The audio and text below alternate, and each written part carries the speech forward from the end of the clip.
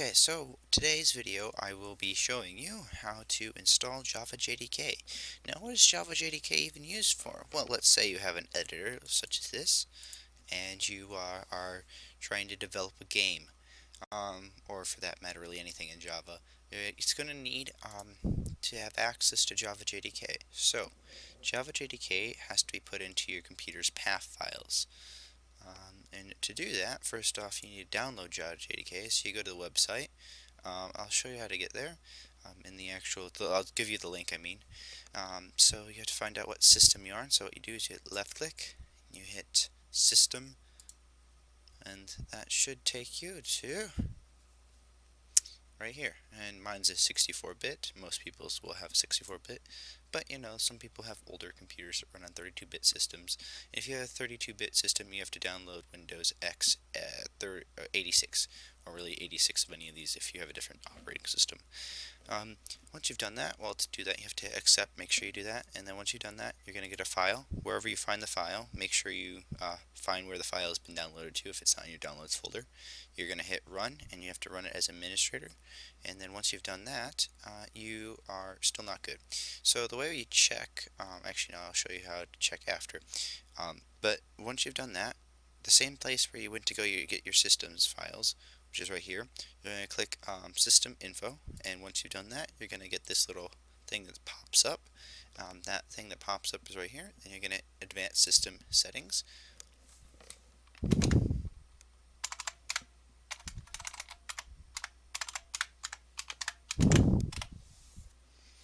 And once you've done that, you might have to get a password through administrator access.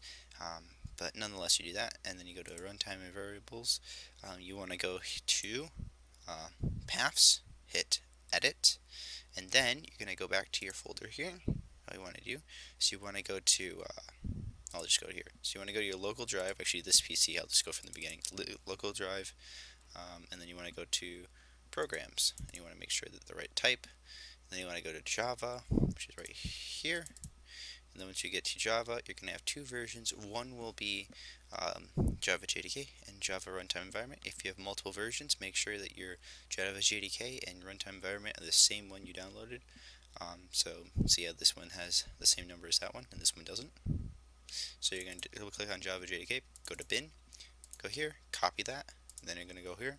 I've already done this, but what you want to do is you're going to hit New, and then you're going to paste that in, and once you pasted that in, you're going to OK, and then you go to the next one, and you're going to do that what I mean the next one, you want to go to Java, and then you're going to go to this other one with the same version, runtime environment, go to bin, copy that, and then you're good, and then do the same thing you just did for the other one, and then after you're done, hit OK, and then once you're done with that, hit OK. Hit OK. You may need to restart your computer. I don't believe you do need to do that. Now to double check that everything's all working fine, all you do is you just simply do CMD into your program files, hit enter, and that should pop up a command prompt.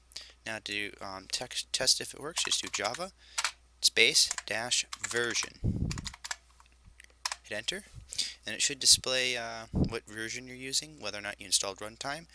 If you didn't do it right, then you won't get this. So that's how you check if you installed it or not. The reason why you need it is because otherwise you won't be able to compile, and if you can't compile, that won't be good, because then you won't get your classes inside here. So see how you get Java game? When you compile, it creates a class one, which is essentially it converts into binary for your computer to run, or well, your operating system runs, whatever that is. And so then also you won't be able to get your import libraries as well. Those won't work either, and so both of those are rather important.